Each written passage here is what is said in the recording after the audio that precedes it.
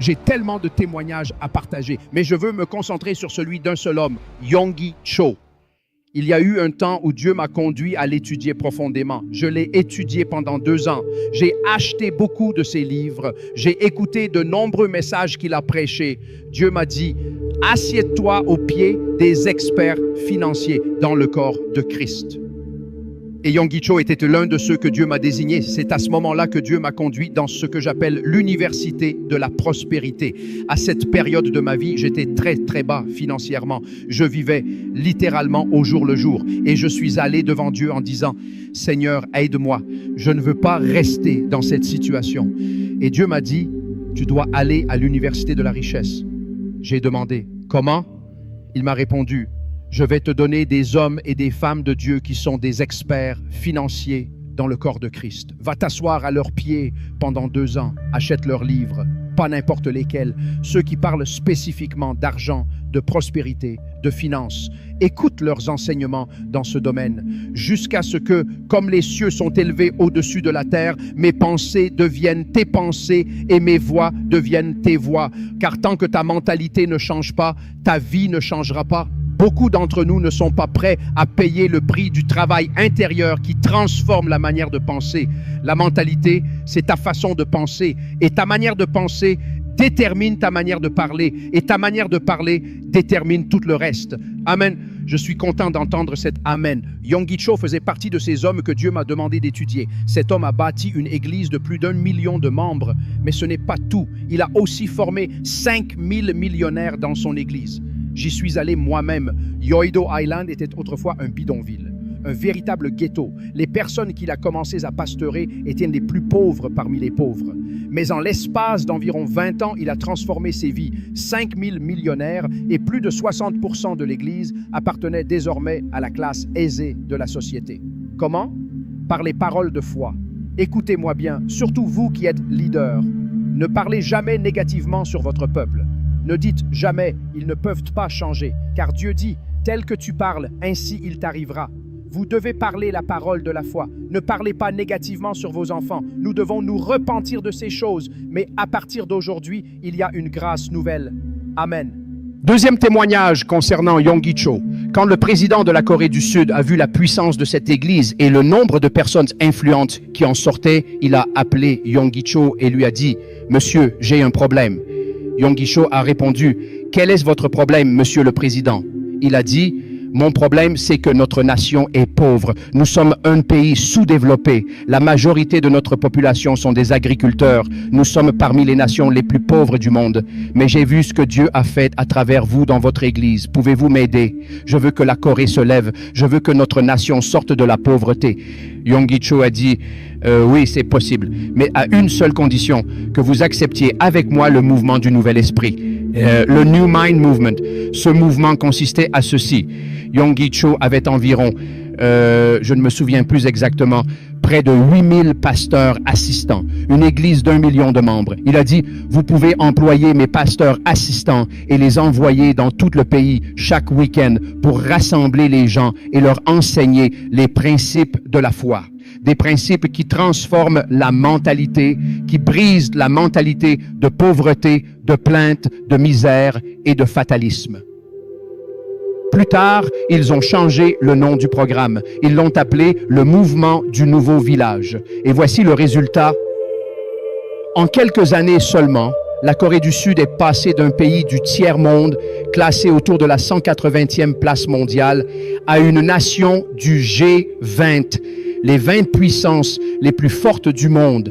Et quand ce président a quitté le pouvoir, la Corée du Sud était classée 13e puissance mondiale. Gloire à Dieu. Monsieur, ta famille n'est pas pauvre. Non, ce n'est pas ta famille le problème. Amen, ça va aller.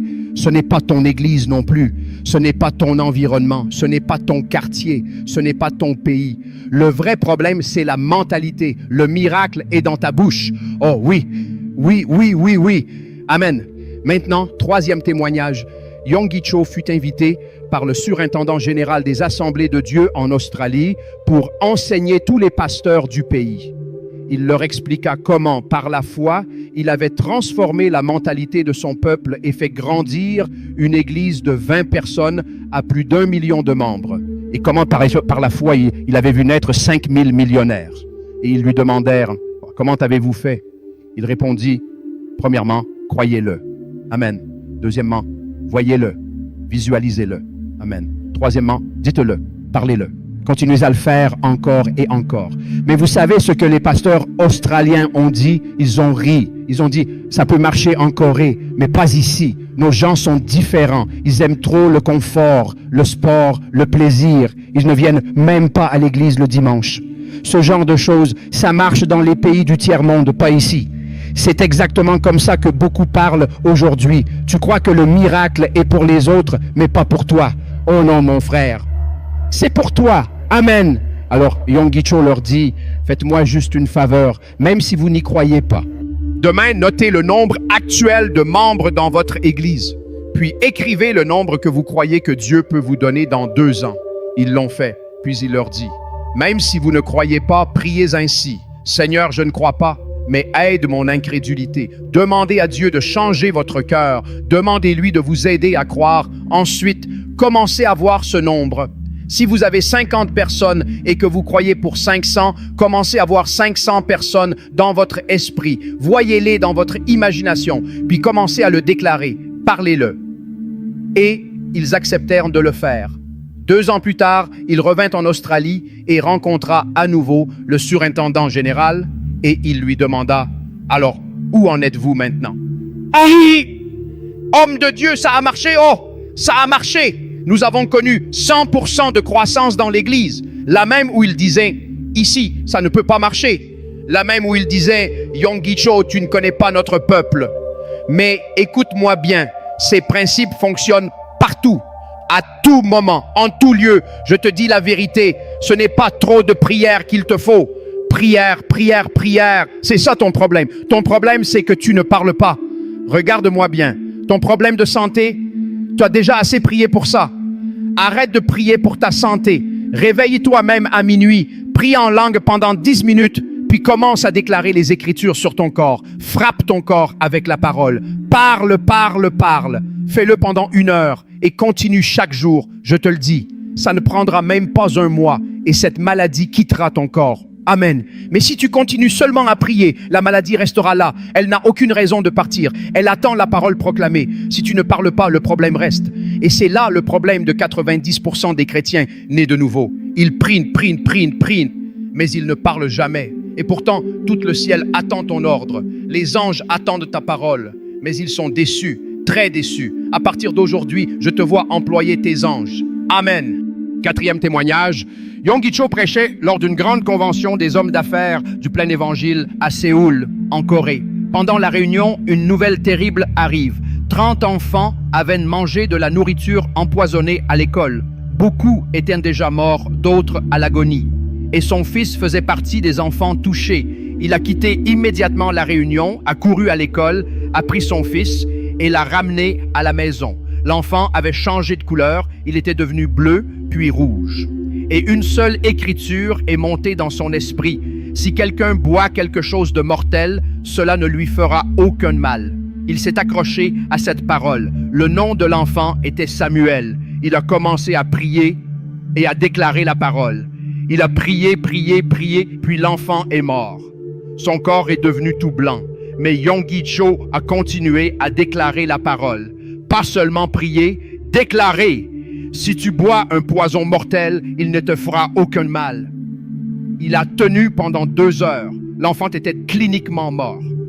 3 heures, toujours rien. Pendant ce temps, Samuel était au ciel. Il était aux portes du ciel. Et Jésus l'a arrêté. Samuel a dit, « Seigneur, laisse-moi entrer. Je veux entrer au ciel. » Et Jésus lui a répondu, « Non, tu ne peux pas entrer. » Pourquoi? Parce que ton Père exerce sa foi. Il est en train de te retenir sur la terre. Nous devons voir si sa foi va tenir. 1 heure de plus passa. Et Samuel dit encore, « Seigneur, puis-je entrer maintenant? » Et Jésus répondit, « Pas encore.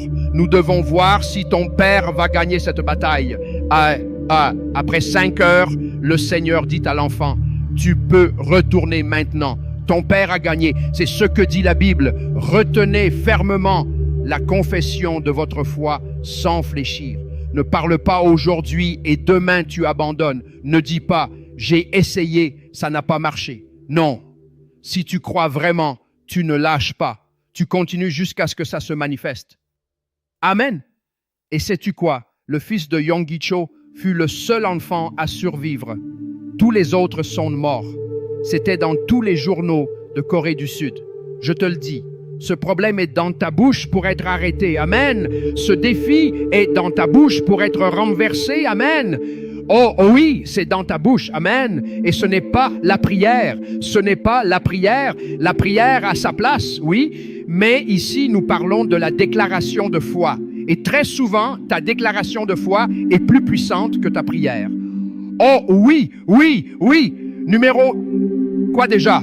Numéro 5. Une femme dans l'église de Yonggi Cho avait un cancer. Elle est venue le voir et a dit, « Homme de Dieu, je suis en train de mourir. J'ai un cancer de l'œsophage. La douleur est terrible. Je suis en train de mourir. » Et Yonggi Cho lui a dit, « Madame, s'il vous plaît, changez votre confession. Arrêtez de dire que vous êtes en train de mourir. » Elle répondit, « Pasteur, je vous entends, mais ça me tue. » Il dit, « Madame, je vous en supplie au nom du Seigneur, ne confessez plus cela. » Mais elle insistait, « Pasteur, la douleur est trop forte. » Il y a des gens, peu importe combien tu leur enseignes, c'est très difficile de percer leur mentalité. Très difficile. Bon, passons. Quelque chose est monté dans l'esprit de Yonggi Cho. Il lui dit, « Très bien, madame, je sais ce que nous allons faire. Je vais t'envoyer à la montagne de prière. Tu vas y rester 7 jours. Tu jeûneras. Et pendant ces 7 jours, tu utiliseras un Pierre 2,24. Il est écrit, « Il a porté nos maladies, et par ses meurtrissures, nous avons été guéris. C'est au passé. » Tu vas l'écrire, tu vas le lire, tu vas le déclarer, tu vas le répéter. Tu vas écrire et parler, écrire et parler. Tu feras cela 10 000 fois pendant 7 jours. Et quand tu auras fini, tu reviendras me voir. Ça, c'est un homme sage. Parce qu'il y a des gens, peu importe combien tu pries pour eux, la prière ne marche pas. Car ils sont remplis de négativité. La négativité a dressé un mur qui empêche les anges de Dieu d'agir. Elle a dit, « Merci, pasteur, merci. Priez aussi pour moi, parce que cette chose est en train de me tuer. » Et elle est partie à la montagne de prière. Elle a commencé à déclarer, à visualiser, à écrire, à parler. Et sais-tu quoi? Avant même d'arriver à 3000 répétitions, sa voix a commencé à changer. Elle devenait plus claire, plus forte. Elle ne s'en est même pas rendue compte. Vers 4000 déclarations, elle s'est arrêtée et a dit, « Oh, on dirait que c'est parti. » Elle n'a même pas fini les 7 jours. Elle est revenue voir Yonggi Cho au 5e jour. Et elle a dit, « Homme de Dieu, ha ha ha, ha ha ha. » Et il a dit, « Loué soit le Seigneur. » Ça, c'est ton témoignage. Amen. Cette situation est renversée. Tu as ta percée au nom du Père, du Fils et du Saint-Esprit. Et voici un autre témoignage. Un des responsables de cellule de Yonggi Cho est venu le voir et a dit, « Pasteur, je suis très en colère contre Dieu. » Il lui a demandé, « Que s'est-il passé? » Il a répondu, « On m'a diagnostiqué une tumeur au cerveau. Je me suis effondré dans mon bureau et on m'a emmené d'urgence à l'hôpital. Quand le pasteur Yonggi Cho est arrivé à l'hôpital, il l'a trouvé allongé sur le lit et il lui a demandé, « Que s'est-il passé? » Il a répondu, « Je me suis effondré et je suis très en colère contre Dieu. J'ai servi Dieu depuis ma jeunesse. Pourquoi Dieu permet-il que cela m'arrive? » Et lorsqu'ils ont examiné la tumeur au cerveau, les médecins ont dit, « La tumeur est devenue maligne. Elle a pénétré dans le cerveau lui-même. » Ils ont dit, c'est maintenant extrêmement délicat de l'enlever parce que toute intervention risque de détruire le cerveau. Il nous faut un spécialiste. Et le seul spécialiste capable de faire cette opération se trouve hors du pays. Il lui faudra au moins 6 ou 7 jours pour arriver. Et d'ici là, nous ne sommes pas sûrs qu'il survive car la tumeur continue de progresser. Et Yonggi Cho a dit, ne t'inquiète pas, prends un stylo, prends un cahier, écris 1 Pierre, chapitre 2, verset 24, et commence à le déclarer. Il n'a pas dit 10 000 fois cette fois-ci. Il a dit, écris-le, déclare-le. Visualise-le, annule la maladie, puis écris encore, puis déclare encore et continue à faire cela jusqu'à l'arrivée du médecin. Et pendant 5 ou 6 jours, il a continué à parler, à déclarer, à proclamer la parole. Quand le médecin est finalement arrivé et qu'ils ont fait les examens, ils ont dit, mais il n'y a plus de tumeur ici. Il n'y a plus rien, plus aucune trace de tumeur cérébrale. Tu vois, pour une tumeur au cerveau, un seul verset a suffi. Mais toi, tu bombardes Dieu, tu pries, tu cries, tu supplies. Alors que tu devrais parler à la montagne, tu parles à Dieu au lieu de parler au problème. Tu récites Genèse jusqu'à l'Apocalypse à Dieu et Dieu te regarde et te dit, je t'ai déjà donné l'autorité, laisse-moi tranquille, va affronter ton problème, parle à ta montagne. C'est un principe puissant. Laisse-moi te donner le dernier témoignage. Celui-ci concerne Yonggi Cho lui-même. Comme je l'ai dit, beaucoup d'hommes et de femmes de Dieu ont eu de grands défis, parfois plus grands que les tiens. Mais ils ont dû exercer leur propre foi. C'est ainsi que Yonggi Cho, après avoir pris sa retraite du ministère à l'âge de 70 ans, a été frappé par la maladie de Parkinson. Une maladie terrible. Tout le corps commence à trembler. Pour faire 10 mètres, il faut parfois 15 minutes. Chaque mouvement demande un effort immense. Le cerveau s'épuise. Il était confiné à un fauteuil roulant. Et pourtant, c'était un homme qui avait vécu par la foi depuis l'âge de 17 ans. Un homme qui avait enseigné la foi à des millions. Un homme qui avait marché dans la foi toute sa vie. Et maintenant, il est dans un fauteuil roulant. C'est pour cela que je vous dis, les dons spirituels ont une limite. L'onction a une limite. Il arrive un moment dans ta vie où tu dois exercer ta foi toi-même, sinon tu partiras avant ton temps. Moi-même, j'ai connu des maladies qui auraient pu m'emporter dans la tombe. Mais j'ai dû exercer ma foi pour sortir du gouffre de l'ennemi. C'est une réalité. Alors Yonggi Cho, dans ce fauteuil, a crié à Dieu, « Seigneur, pourquoi j'ai enseigné la foi à mon peuple?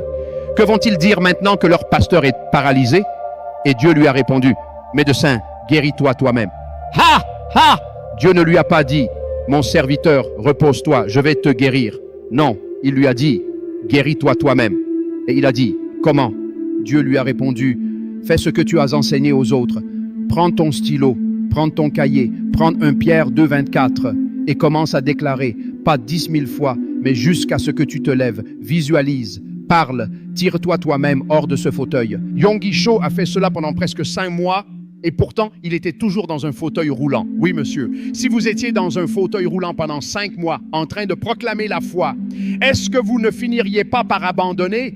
Est-ce que vous ne diriez pas, mais est-ce que ça marche vraiment? Oh!